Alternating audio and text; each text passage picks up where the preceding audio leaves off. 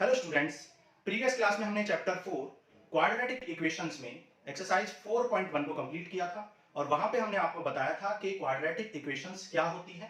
Quadratic equations के कुछ हमने वर्ड प्रॉब्लम्स भी सॉल्व किए थे और आज की क्लास में हम क्वाड्रेटिक इक्वेशंस को सॉल्व करने का फैक्टराइजेशन मेथड सीखेंगे। तो आज की क्लास में हम सीखेंगे factorisation method of solving quadratic equation. Factorization method of solving quadratic equation।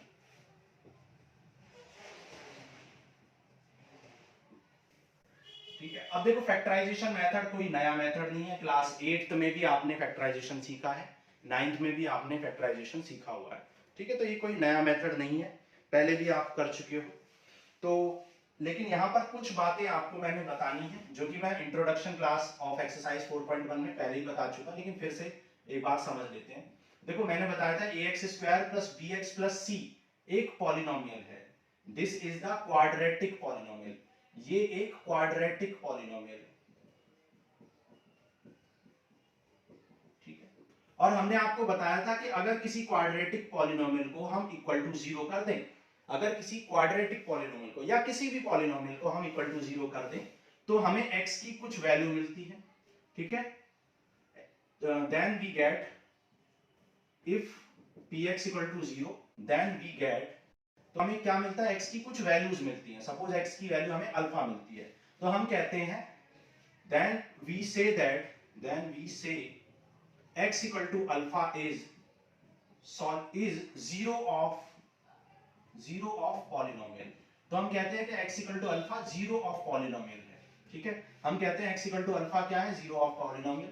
ठीक है, सिमिलरली हमने आपको बताया था कि क्वाड्रेटिक पॉलिनोमियल में अगर हम क्वाड्रेटिक पॉलिनोमियल को किसी नंबर के, किसी रियल नंबर से इक्वेट कर दें, सपोज कोई क्वाड्रेटिक पॉलिनोमियल हमें गिवन है ax² + bx + c और उसको हम इक्वल टू d के इक्वल करते हैं, where d is any real number. कोई भी रियल नंबर हो सकता है, 0 भी हो सकता है, कुछ भी हो सकता है। ठीक है, तो d कुछ भी हो सकता है, तो ax² + bx + c। ठीक है, या कोई नंबर या फिर कोई x वाला टर्म भी हो सकता है, लेकिन वो x वाला टर्म ऐसा ना हो कि ax² 0 हो जाए, मतलब a should not be equal to 0। ये भी हमने आपको बताया था। ठीक है, a 0 नहीं होना चाहिए, ये बात आपको पता है क्यों नहीं होना चाहिए, क्योंकि a 0 हो जाएगा तो x पावर 2 वाला टर्म ही 0 हो जाएगा, तो आपकी डिग्री 2 नहीं हो रहेगी और फिर ये क्वाड्रेटिक नहीं रह पाएगा। ठीक है, तो ये बात हम पहले ही डिस्कस कर चुके हैं। अब देखो, जब x इक्वल टू अल्फा 0 है, लेकिन जब हम इक्वल टू इसको 0 कर देते हैं या कोई नंबर लिख देते हैं, d भी लिख सकते हैं या कोई 0 भी लिख सकते हैं। मान लो यहाँ पर हम 0 ले लेते हैं, d इक्वल टू, या कोई नंबर भी ले सकते हैं। तो मान लो हमने 0 ले लिया, तो आप देख सकते हो कि जो x की वैल्यू ये अल्फा आई है, ये x की value x equal to alpha will also satisfy the quadratic equation. ये x equal to alpha quadratic equation को भी सेटिस्फाई करेगा। क्यों? क्योंकि ये x इक्वल टू अल्फा इसका 0 है, मतलब ये इसको 0 बना देता है, तो इसको भी ये 0 बना देगा, मतलब राइट हैंड साइड के इक्वल कर देगा। सो इस केस में but x equal to alpha here called, और यहां पर x इक्वल टू अल्फा को क्या कहते हैं, रूट्स ऑफ क्वाड्रेटिक इक्वेशन कहते हैं। क्वाड्रेटिक इक्वेशन, यहां पर इसको root of the quadratic equation कहते हैं। ठीक है, जैसे वहां पर x इक्वल टू अल्फा को जीरो ऑफ पॉलिनोमियल कहते थे, बिल्कुल वैसे ही यहां पर x इक्वल टू अल्फा को रूट ऑफ क्वाड्रेटिक इक्वेशन कहते हैं। But zeros and roots are same. लेकिन जीरो और रूट सेम ही है, क्योंकि जीरो भी क्या कर रहा है, गिवन पॉलिनोमियल को 0 के इक्वल कर दे रहा है, और जो आपका रूट है x इक्वल टू अल्फा, वो भी आपकी क्वाड्रेटिक इक्वेशन को क्या कर दे रहा है, 0 कर दे रहा है। तो x इक्वल टू अल्फा अगर क्वाड्रेटिक इक्वेशन के लिए है तो वो रूट्स है, लेकिन अगर x इक्वल टू अल्फा 0 है या क्वाड्रेटिक पॉलिनोमियल के लिए, तो उसको हम क्या बोलते हैं, 0 बोल देते हैं। ठीक है, लेकिन है दोनों सेम ही, दोनों सिनोनिमसली यूज होते हैं। ठीक है, तो यहां पर एक छोटी सी बात सिखानी थी जो मैं पहले भी इंट्रोडक्शन ऑफ एक्सरसाइज 4.1 में बता चुका हूं। अब देखो फैक्टराइजेशन मेथड सीखते हैं, एग्जांपल 3 करते हैं, नोट करो। देखो एग्जांपल नंबर 3 में आपसे बोला है 2x square minus 5x minus 3 equal to 0। कह रहा find the roots of the equation by factorising. ठीक है, अब देखो रूट ऑफ द इक्वेशन निकाले। मैंने आपको बताया था x की ऐसी वैल्यू जो गिवन इक्वेशन को क्या कर देती है, जीरो कर देती है या सेटिस्फाई कर देती है। सेटिस्फाई कर देती है उन्हें क्या बोलते हैं, root of the quadratic equation कहते हैं। ठीक है, अगर यहां पर इक्वल टू जीरो ना लिखें तो एक क्वाड्रेटिक पॉलिनोमियल है, तो x की जो वैल्यू आएंगी वो क्या होंगी, जीरो होंगी, लेकिन दोनों एक ही चीज होती है। ठीक है, तो देखो सॉल्व करते हैं फैक्टराइजेशन मेथड से। फैक्टराइजेशन मेथड आप ऑलरेडी सीख चुके हो क्लास 8 और 9 में। क्या करते हैं, a और c को यानी 2 और 3 को मल्टीप्लाई करते हैं रफ में। 2 3 जा क्या होता है 6। अब 6 को ऐसे फैक्टराइज करते हैं, ऐसे फैक्टर करते हैं इसके कि यहां पर जो साइन है दैट इज नेगेटिव है।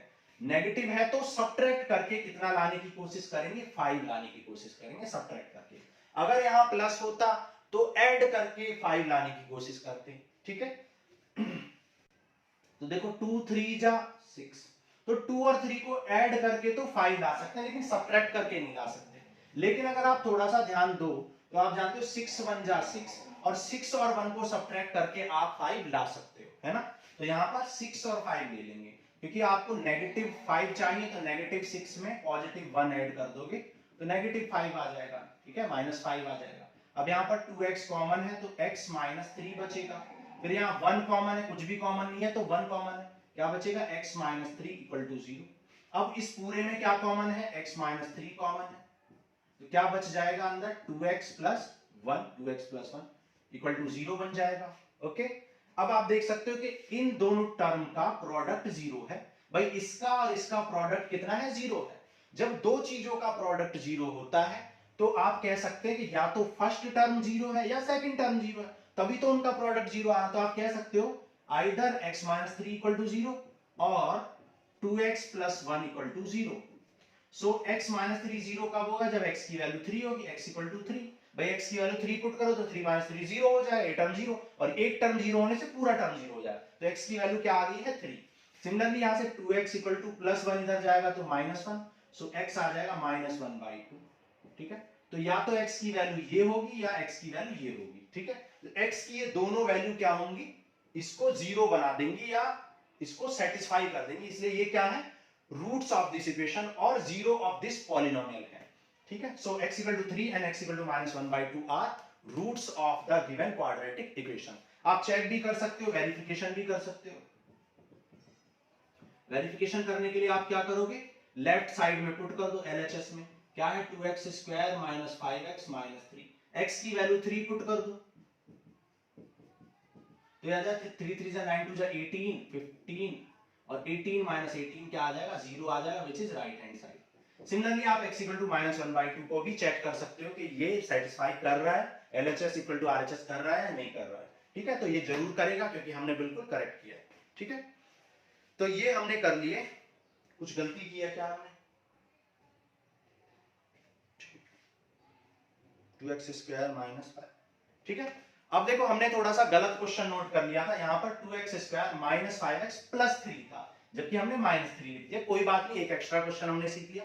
नोट करो, फिर प्लस 3 के केस को भी कर लेते हैं। ठीक है, नोट कर लो, फिर प्लस 3 के साथ भी इस क्वेश्चन को हम कर लेंगे।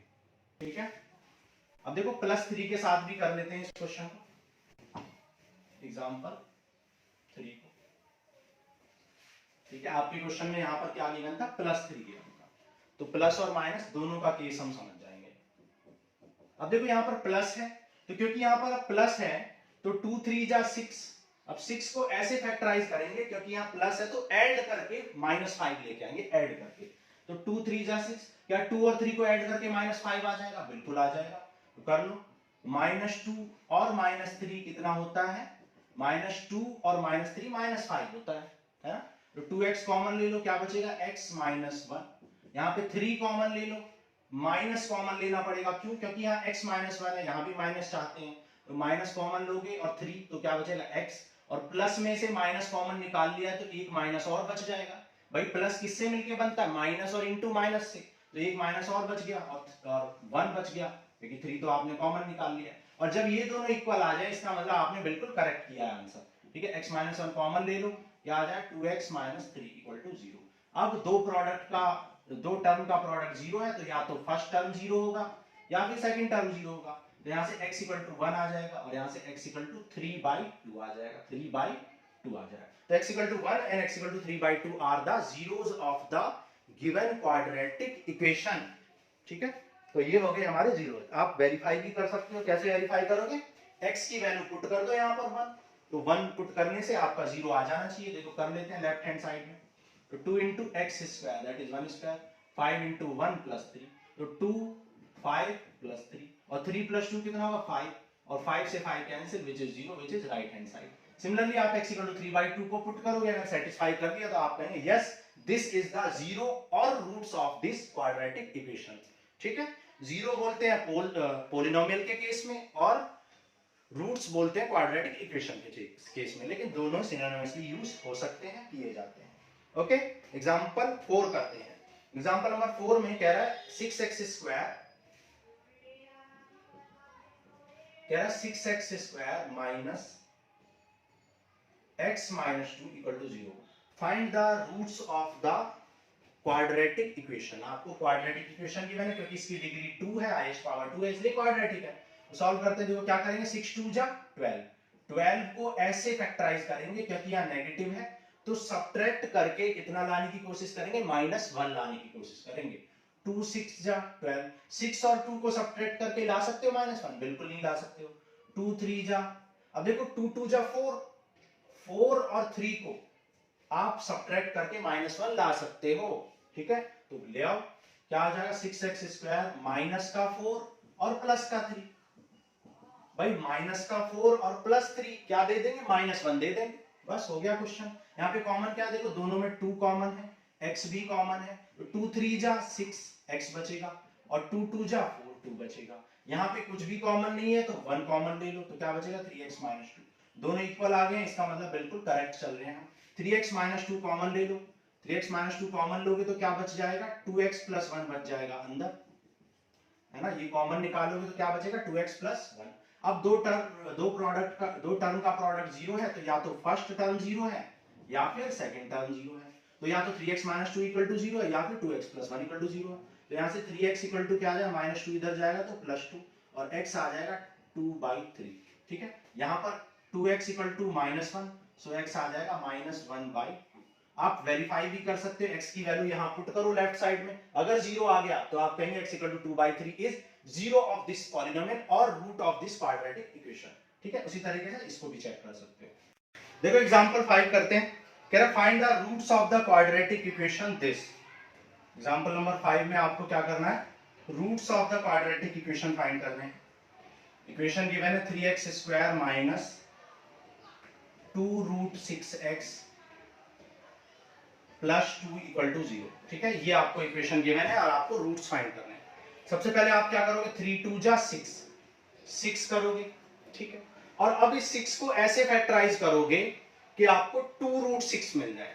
तो ये बहुत इजी है, लेकिन बहुत से बच्चे समझ नहीं पाते। देखो आप जानते हो कि इस 6 को क्या लिख सकते हो, √6 इंटू √6 लिख सकते हो। भाई 6 को क्या लिख सकते हो, √6 इंटू √6, और √6 में √6 ऐड करोगे तो 2√6 आ जाएगा, और हमें ऐड करके ही लेके आना है। आ गया, ठीक है। तो क्या करोगे, देखो 3x स्क्वायर, क्योंकि मुझे नेगेटिव लाना है तो नेगेटिव √6 और नेगेटिव √6 ले लूंगा। ठीक है, नेगेटिव √6x और नेगेटिव √6x। ठीक है, बस अब यहाँ पे कॉमन ले लो। देखो क्या कॉमन है यहाँ पर, √3 कॉमन है यहाँ पर, क्योंकि देखो इस √6 के अंदर आपको पता होना चाहिए √6 का मतलब क्या होता है, √2 इंटू √3 ये होता है। तो इस √6 के अंदर √3 है और √2 भी है, और इस 3 के अंदर क्या है, √3 भी है 2 बार, तो √3 दोनों में कॉमन है। तो √3x कॉमन ले लो, तो क्या बच जाएगा, √3 बच जाएगा एक, और x तो बाहर निकल, एक x बच जाएगा, सॉरी। तो यहाँ पे आ जाएगा √2, क्योंकि √6 में से √3 निकाल दोगे तो क्या बचेगा, √2।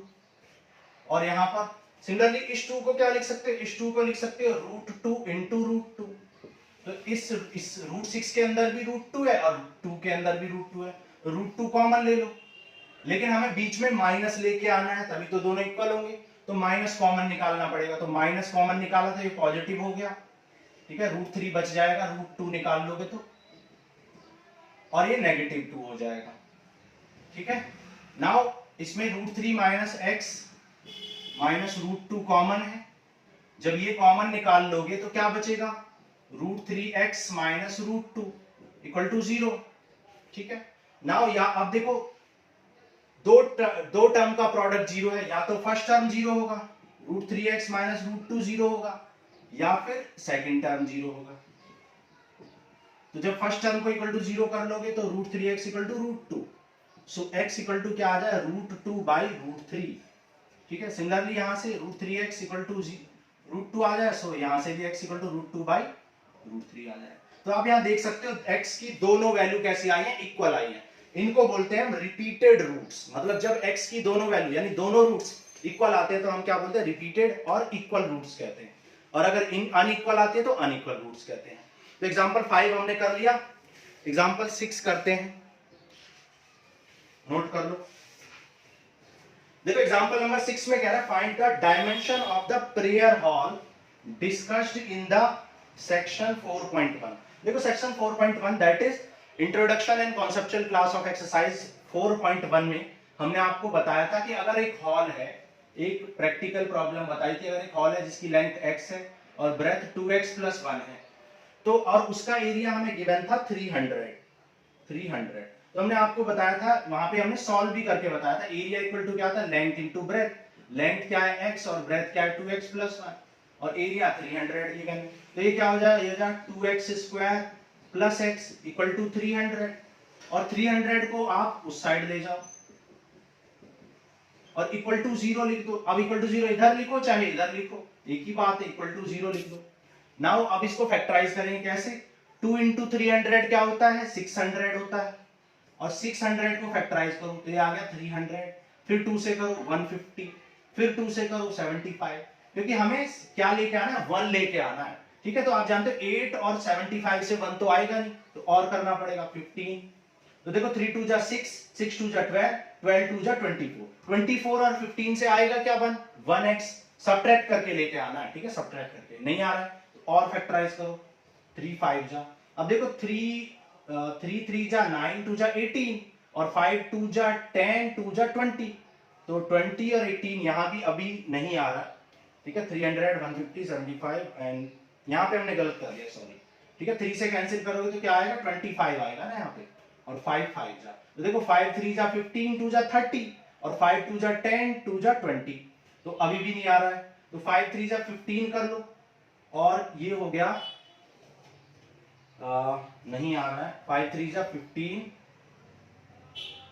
यहाँ पे फिर से करते हैं, 3 2 = 6, 2 = 12, 2 = 24। अब आ गया। ठीक है, वो हमने गलत कर दिया, 3 2 = 6, 2 = 12, 2 = 24 और 25 और 24 को सब्ट्रैक्ट करने से क्या आ जाएगा, 25 और 24 को सब्ट्रैक्ट करने से 1 आ जाएगा। ठीक है, तो 1 आ गया। क्या लिखोगे, 25x - 24x - 300 इक्वल टू 0। ठीक है, तो यहाँ पर x कॉमन ले लो तो क्या आ जाए, 2x + 25 और यहाँ पर क्या कॉमन है, 12 कॉमन ले लो तो 2x + 25। ठीक है, ऑलरेडी हम कर चुके हैं इस क्वेश्चन को। तो यहाँ से 2x + 25 कॉमन ले लो, क्या बच जाएगा अंदर, x - 12। तो यहाँ से 2x + 25 equal to 0, so x आ जाएगा -25/2। ठीक है, और यहाँ पर x - 12 इक्वल टू 0 और x आ जाएगा यहाँ पर 12। तो x की यहाँ पर 2 वैल्यू आ गई है, लेकिन आप जानते हो x कभी भी नेगेटिव नहीं हो सकता, क्योंकि x क्या है, लेंथ और ब्रेथ है। प्रैक्टिकल प्रॉब्लम है ये, और प्रैक्टिकली लेंथ आप जानते हो नेगेटिव हो नहीं सकती है। तो यहाँ पर लेंथ नेगेटिव नहीं हो सकती है, तो यहाँ लिखेंगे नॉट पॉसिबल और x = 12 क्या हो जाएगा, लेंथ। तो लेंथ हो जाएगी आपकी x = 12 और ब्रेथ हो जाएगी आपकी 2x + 1 दैट इज 12 + 1। ठीक है, दैट इज 25। तो हो सकता है मैंने लेंथ को ब्रेथ कर लिया, ब्रेथ को लेंथ, लेकिन उससे कोई फर्क नहीं पड़ता है, लेंथ और ब्रेथ क्योंकि मल्टीप्लाई होती है तो वहां पर कोई फर्क नहीं पड़ेगा। ठीक है, तो ये हो गया आपकी लेंथ और ब्रेथ। ठीक है, मैंने उल्टा लिख दिया था, मैंने ब्रेथ को लेंथ लिख दिया, आप लेंथ, आप कह लो कि ये ब्रेथ है और ये लेंथ है, तो उल्टा आंसर आ जाएगा। ठीक है, कोई प्रॉब्लम नहीं है उसमें। So this ends with your introduction and conceptual class of exercise 4.2, जिसमें हमने क्या सीखा, factorization method of solving quadratic equation सीखा। अब नेक्स्ट क्लास में हम एक्सरसाइज 4.2 सॉल्व करेंगे। तो आज के लिए इतना ही, थैंक यू।